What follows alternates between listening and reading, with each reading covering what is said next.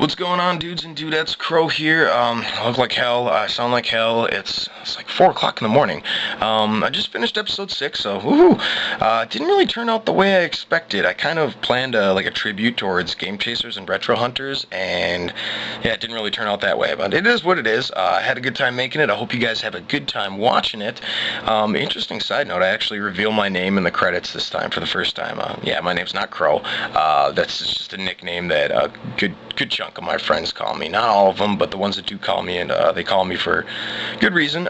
Maybe I will get into that in maybe a vlog or something like that. But yeah, I just wanted to, send you guys this message. I can't get my holiday special up in time. I will get it up before New Year's, and I do have a little treat planned for you guys in there, so hopefully you enjoy that. But yeah, I just wanted to wish you all happy holidays, safe travels, be excellent to each other over the holiday season. Yeah, which is like a season, but it's got more of a zh in it. Yeah. Anyways, without further ado, here's episode 6.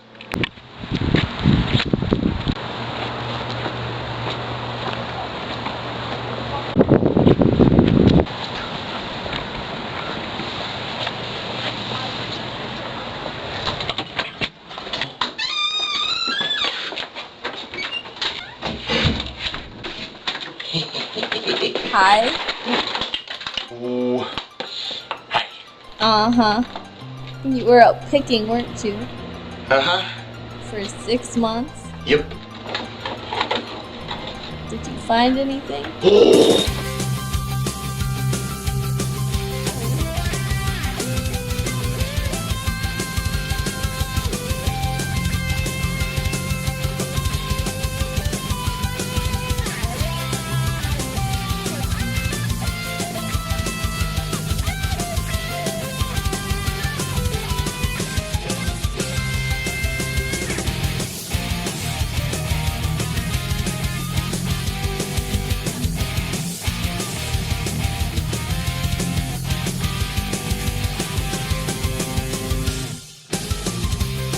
Welcome back, dudes and dudettes, to another most excellent installment of Retroroadshow. I am your host, Crow, coming to you in low definition and on a mission to have a good time. Last time on the show... You! What? What? What do you mean, what? You've been gone for 6 but I months. was- Nobody's had any idea where you've been. We've Listen, been getting man. emails through the roof. People asking Well, me if you- you're dead.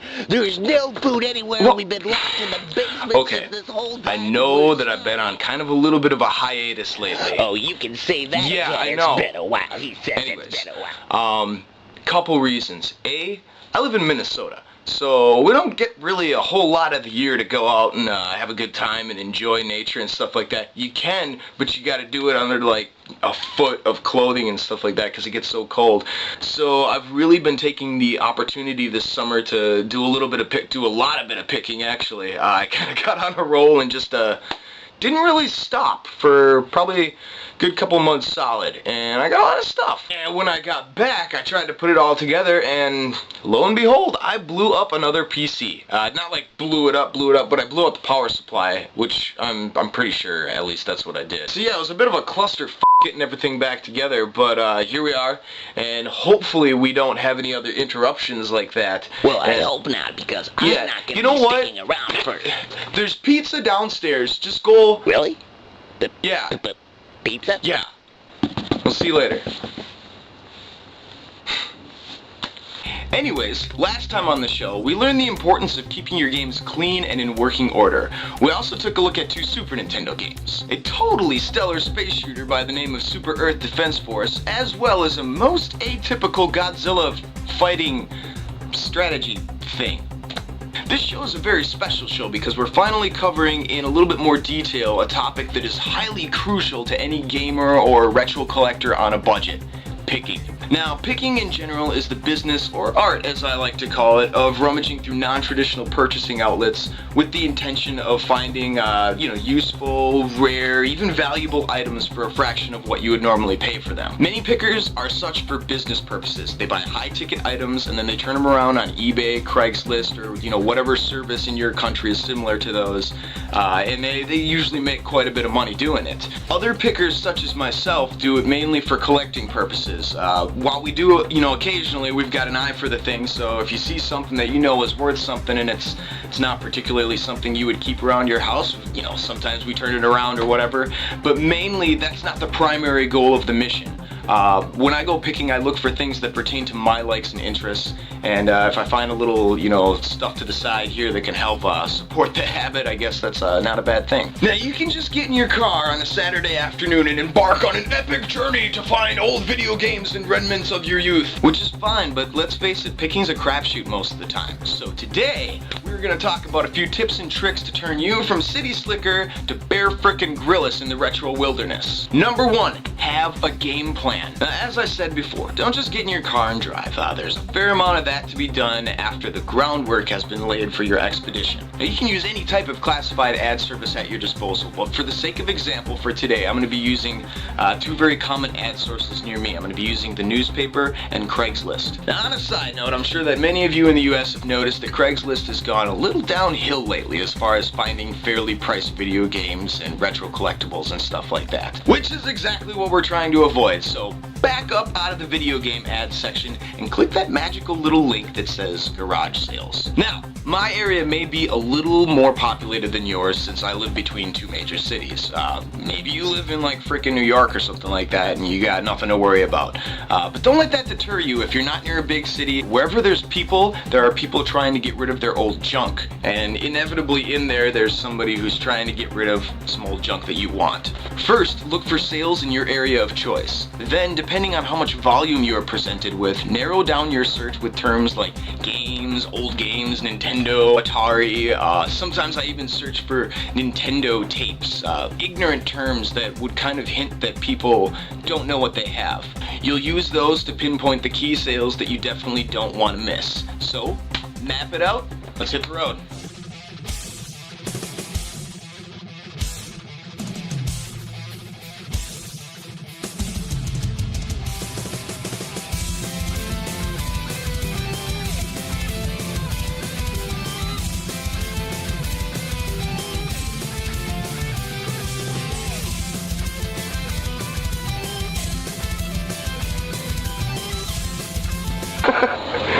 That equipment? No.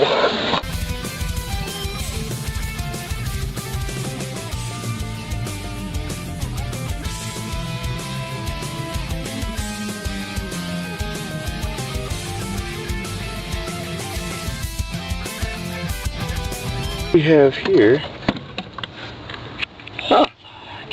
nuclear warhead controls.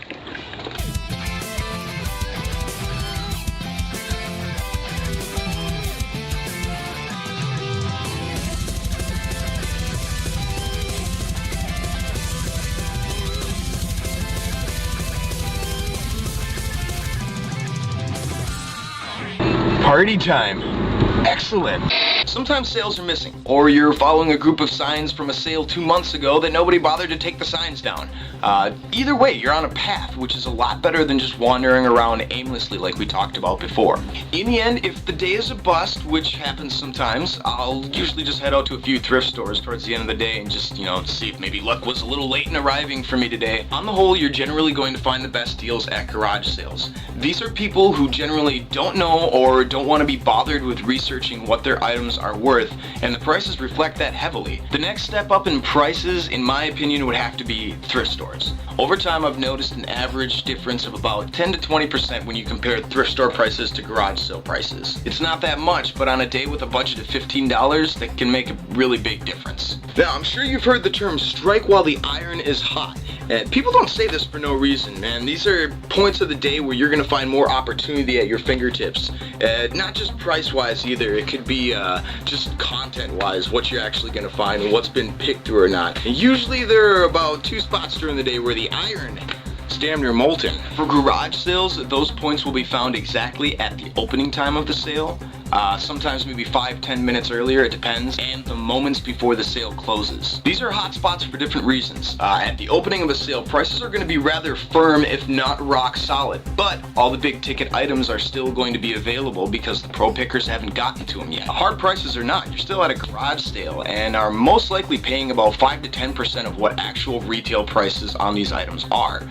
And that's still a good deal. At the closing point of the garage sale, anywhere from 1 p.m. to 6 p.m. on the last day of the sale, you're going to find that people are much more willing to go down on their prices. That's because they don't really want to make the trip to the Goodwill or the dumpster later on that day. So if they've only got a couple things left, yeah, they're going to give them to you for like 10 cents or $1. Or if somebody's got a stack of NES games and this is the last 30 minutes of the sale, you're probably going to be able to talk them down to $5-10. It is not at all uncommon to find items for 10 to 25 cents at this time, but options are usually limited just because it's been picked through, especially if the sale is well advertised and looks appealing from the street.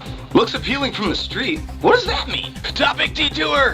Well, if you've ever been picking, you've been there. If not, you'll get there soon. You're driving along, following a group of sign that you've been following for about 20 minutes that you're pretty sure is an infinitely expanding spiral derived from the Fibonacci sequence designed to lure garage sailors into a dimensional vortex that continuously loops into infinity. You're getting pissed and you're about to abandon the search when you finally see that gleaming sign in the distance sitting at the end of the driveway that says, "Sail here." Yes! You are triumphant! Your spirits are renewed, full HP and MP restored, and you are ready to quest into the awesome garbage pile of someone else's past. Then you pull up and realize that someone is two old ladies with a deformed and half-burnt plastic Santa and a pile of buns of steel VHS tapes. A less seasoned picker may pass up such an eyesore, deeming it unworthy of the 60 seconds it takes to have a look. No, that's a sale. That's a weak sale.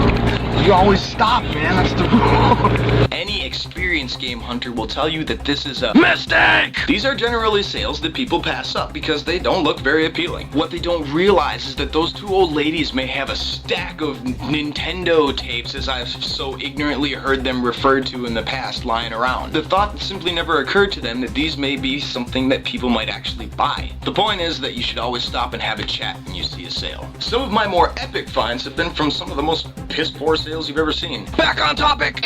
With thrift stores, there are also two hot spots during the day to keep an eye out for. The first is roughly an hour to an hour and a half after opening time. Employees have had their coffee, wiped the crud out of their eyes, and have resigned themselves to spending yet another day in the service of the man. Damn the man! And are now restocking the shelves for the new business day. This is a prime time to find things before the picker mobs get a hold of them. Now, I hear what you're thinking in your head with my telepathetic powers here, and you're thinking, man, that sounds like a real lot of work. What kind of stuff am I gonna find? What kind of stuff are you not gonna find, dude? Here are just a few of the things that I've found over this summer of picking. You may find more, you may find less, depending on your level of dedication to the cause. But this, what you're about to see, tip of the iceberg, dude. Alright, we're down here in my living room, actually, because I needed a little bit more space, and my game room's kind of trashed at the moment. We're going to start off with some of the newer games, because yes, I do play some newer consoles. Found a couple games for the Wii, a few more for the GameCube, and a couple more for the Xbox. Found a few PlayStation 2 games. Oh, come on. You found more than that. Shut up, dude. What? Dude, I'm trying to keep it on the DL, you know, just so the wife doesn't see, you know. Oh, come on. Your wife doesn't watch this show. Uh-huh. Dude, we're so dead. Cat's out of the bag. You might as well show him. Alright. Found a couple more PS2 games. Come on. Fine. I found a bunch of PS2 games. All but two were about 75 cents a piece, so can't get in too much trouble for that. Found a few PC games. You gotta love Space Ace, Tron 2.0, Legacy of Time. Now these are kind of cool. This first one, it's a nice slick box. Like, I wish games came in stuff like this still. This one's from Interplay, obviously. James Bond, Stealth Affair. Now, remember these, kids? Maybe not. Maybe you don't remember these, but these were the medium of choice back in the day of like the Apple IIce, and that's what I played it on. Or probably not this, but this is another rad title. Comic Zone requires Pentium processor, 60 megahertz. Wow. This was Windows 95, and this is cool because it actually. It's still sealed too. It actually came with a soundtrack, the Roadkill audio CD. Nintendo 64 games. Big shout out to Jason Heine on that one in the center. Definitely got me thinking about him. About $1 a piece. Got a couple PlayStation games. You see Harry Potter over there again, still chipping away at the old Harry Potter collection. This one's actually still sealed. And it even smells like the 90s. And what got me really pumped was all of these. Actually, I was at a garage sale. Dude was clearing out his whole RPG collection, and I talked him down. These were like, I think these were like $5 a piece, and I talked him down to $3 a piece, which is not bad. And this was actually at a separate garage sale, but still $3. That's insane. You're not gonna find prices like that on eBay or even Craigslist most of the time, unless you like get up early in the morning and just raid the ad. And let's talk about these. These, my friends, are VHS tapes. They used to give these out in the 90s to advertise games and stuff like that. They'd have trailers on, and yeah, because we had the internet, but you couldn't be downloading game trailers and stuff like that on YouTube and stuff like that. It would take hours, if not days, to download, a 5-minute trailer. Something, it wasn't happening, so we had these kinds of things. Got a Pokemon one too, and there's an interesting story behind these. I pulled up to a garage sale that was just closing. I mean, like in 5 minutes I wouldn't have even known there was a garage sale there or anything like that. And these were sitting in the guy's driveway on a table. Some of the last things sitting out there, like that one, I think he had it for 50 cents. And I walked up, and the dude said, "Anything you want is free." And so I'm like, even these things? He says, "Even those." And I said, "Man, I'll give you, $1. I'll give you a couple bucks for them or something." And he said, "No, you will not. You will take them and have a good day." So I did, and it was a good day. Found some Super Nintendo games. Got a Game Boy and a Super Nintendo. I actually found quite a few consoles and stuff like that, but most of them are on the table right now, just kind of getting cleaned up and prepped for future projects and whatnot. But this stuff is actually getting a little rare. I think people are getting hip to the fact that it's worth a little bit of money, because every time I go on Craigslist now, I see systems like this, and they're yellow as all hell, just like this one is, and people want $75 for just the system, and so something stupid like that. I got this for $2. So that's an example of what you can find. You do have to dig for this stuff. Found a bunch of Game Boy stuff too. What are you doing in there? You already. Anyways, found a bunch of Game Boy stuff. This one was actually a really cool story. I was at a garage sale. A lot of these stories are going to start all with I was at a garage sale, so get used to it. I was at a sale and saw this sitting there for $5, and I just picked it up just to see, what it consisted of. Open it up, and what's inside? A Game Boy Advance SP Model 2, actually, with the brighter screen. So, yeah, and these actually can go for a pretty penny if you are not looking in the right places, apparently. Yeah, I don't have all the games, but I actually opened up this pouch, and it was full of Game Boy Advance games too. And I got them all kind of sitting up in that little question mark block that I showed you how to make a few episodes ago. And that was $5. I asked the lady if she was sure, just because I didn't want to be a jerk and, take advantage. And then, like 2 days later, I'm at a sale. What do I find? Another Game Boy Advance SP Model 2. Battery's running out, but yeah, bright screen, $5 as well. I also found a ton of little doodads and knickknacks. I got a couple Pokédexes there, some LCD games, just little things that are either fun to collect or may get turned into a project later, you never know. Sega. Some interesting boxed NES games, some totally rad loose NES carts. Come on, man, you're doing it again. I don't know what you're talking about. Didn't you get a few more games than that? You're killing me here, man. Come on, out. Alright, I found a bunch of NES games. You do realize she's gonna take all of this when she finds it. You are so overreacting. And one lonely Atari cart. Kool-Aid Man. Yep, that's it. Stop. What? Just stop. I hope you start on fire. As far as accessories go, I found a bunch of stuff too.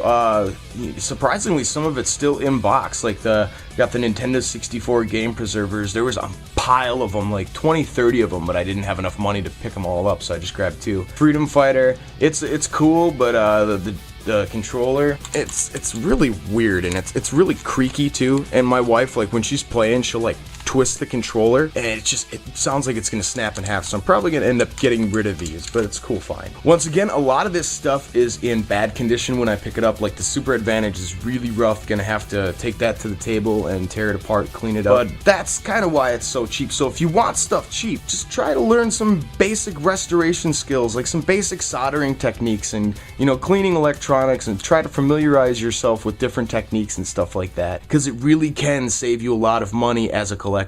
Cool, so that was everything. Liar! Dude, please, just let me...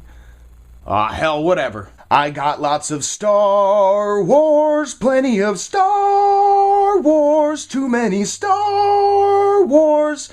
No, I'm dead meat. Yeah, actually, this all did not cost me too much. I think the most expensive things in here were probably like the Luke Skywalker gunner station and the Han Solo gunner station. Other than that, everything else pretty much came from like garage sales and stuff like that. I think those are the only two thrift store items. And this isn't even my whole collection of Star Wars stuff. Like, this is not a collection tour, just so you all know.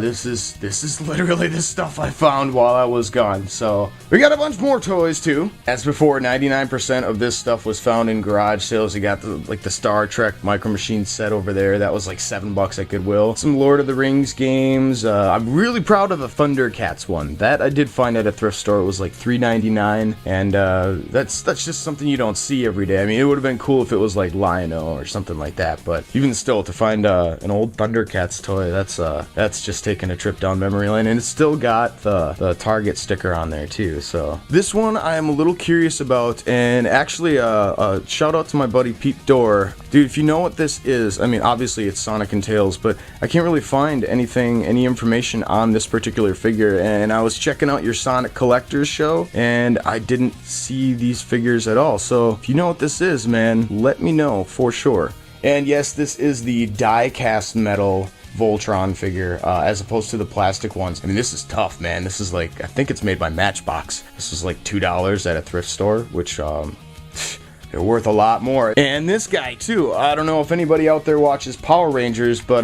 this guy's a little bit rare. He's a little damaged there. I gotta fix that up, and when I went to pop open the battery compartment, yeah, it's really corroded in there, so I'm gonna have to fix him up, but looking at it, pretty sure I can do that. So for $2, man, that's a lot better than paying $50, you know, whatever it is on eBay right now. And probably more than that in all honesty. But now this stuff right here is really cool because this was all found at in free piles. You know, if you look at the end of a driveway at a garage sale, there's usually a pile of stuff or a box that says free on it. And these are all just little toys. Like, you got some Power Rangers morphers here, little movie thing from the Power Rangers movie. Big Bad Beetleborgs. I don't know if anybody remembers that. It was one of the Power Ranger like Saban knockoffs from the 90s. It's got a little animated thing in there.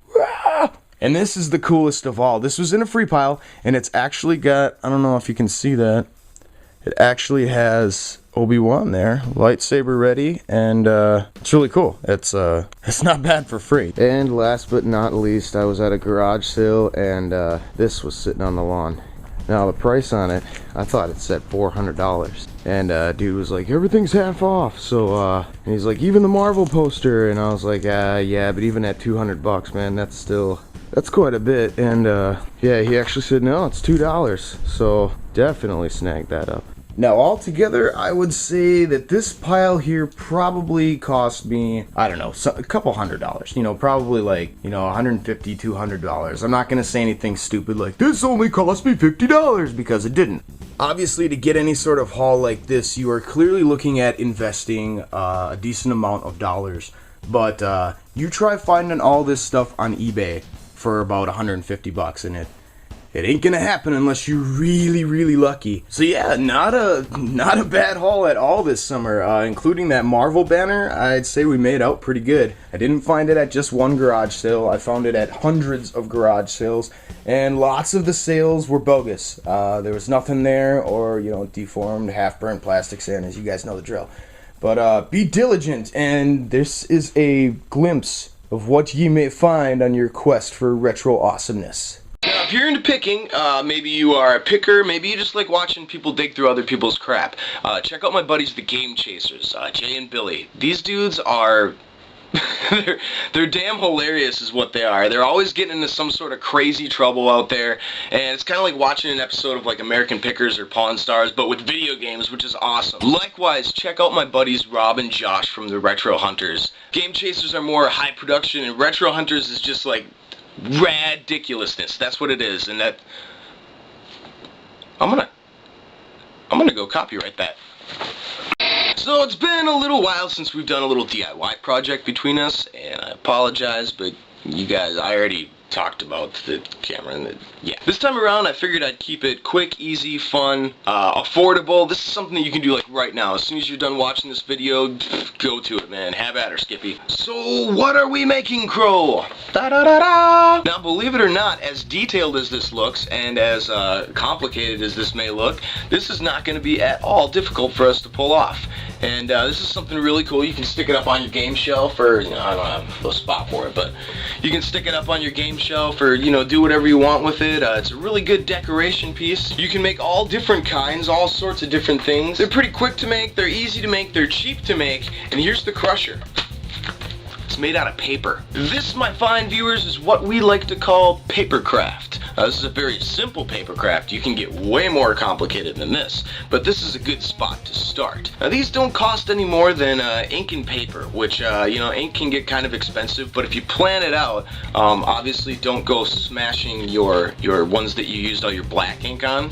If you're gonna smash them, which really doesn't make any sense, and I made another one, so yeah. You can plan out your ink. Some of these use a lot less ink. Robotron 2084, that's a lot of gray there and stuff like that. So you can be economical with it. Also, they can be a little flimsy. They do have like a good form to them and stuff, but you might want to make them out of maybe cardstock or maybe a thicker paper or something like that, because yeah, they can get wrecked pretty easily. We'll talk about that in a second. Now we're gonna need a few things, so let's head down to the workstation and see what we got. You will need a cutting surface, your plans that you can download online, and of course, a sharp cutting utensil. Now, tape this stuff down because of course you can slip, and it's not such a big deal. If you mess up the pattern, you can always print a new one, but you can't print new fingers, so be careful. And once you're done, you remove the pattern from the paper, clean up your work area here, and get to folding. You'll fold all the little white areas, and then all the rest of the areas you'll find on the instructions. And dude, you threw the instructions away. You definitely want to keep those. Okay, so make note of all the points that you're going to need to fold, and start to roughly assemble your paper arcade. You might have to do a little playing at this point, just kind of sizing things up and checking it out, just in preparation for the gluing process. And I'm actually making kind of a support system out of styrofoam here. And after I'm done gluing here, you just get a little bit of glue. That's super glue, so be careful, dude. Don't glue your finger to the...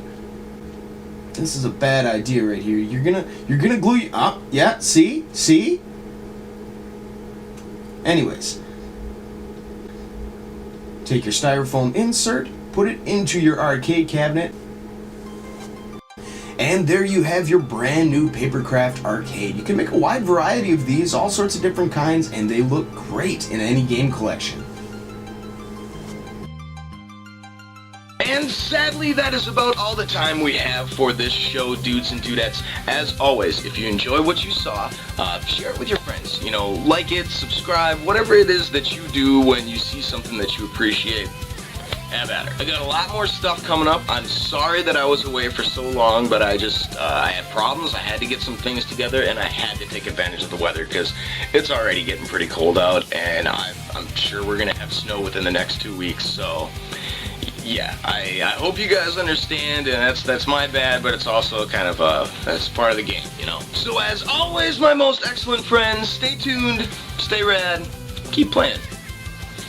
Nice, got it done. Is there any pizza left? No, we ate it all. What do you mean you ate it all? We were gone for 6 months. We ate all the ramen, and we were just about to eat the plastic spoons. Alright, fine, I'll buy you ice cream. Really? No, not really. Coming to you in low definition and on a mission. On a mission to f*** up the first line of the first episode in a long time. I don't want to smash this. The crusher. It's made out of paper. can't believe I just did that. No! No, we're gonna need a new things. We're gonna need a new things. No, we're gonna need a new things. No, we're gonna need a new Which is fine, but let's face it. Face it. We're gonna face it. Cause your face. Which is fine, but let's face it. Face it. Face it. We're gonna face it. Just face the facts. Which is fine, but let's face it. Face it. Let's face it. Picking is a crapshoot most of the time. So now I forgot my line. A little downhill lately is finding far fairer feet. In the end, if the day is a bust, I'll usually head out to a few thrift stores towards the end and employees have had their crappies. Any experienced game cunter? Oh my god. Cunter. It's a game cunter.